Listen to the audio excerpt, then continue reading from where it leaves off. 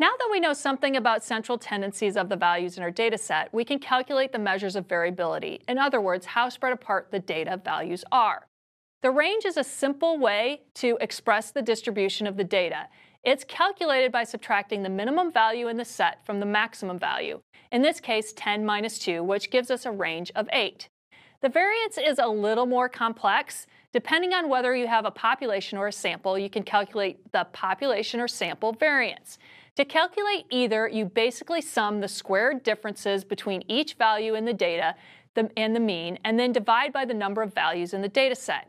If you are calculating the sample variance, however, you will subtract 1 from the number of values in the data. In this case, we end up with a variance of 4.67 if we believe this is a population of cupcake sales. But I'm hoping this is just a sample. I want to keep selling cupcakes. So the sample variance is 5. Are you wondering why you square the differences before summing them rather than simply just summing the difference of each value from the mean? If you don't square them, the sum of the differences will always be 0. If you want to understand the variation in your data, we must square those differences so we don't end up with 0 every time.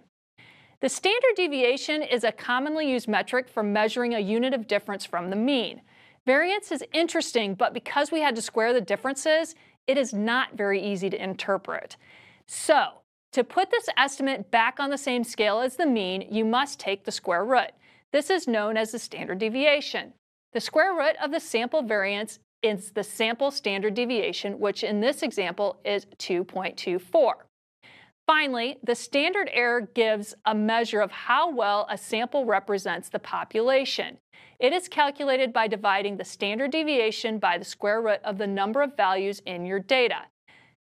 In this case, we divide our standard deviation, 2.24, by the square root of 15, which is 3.87, to produce a standard error of 0.58.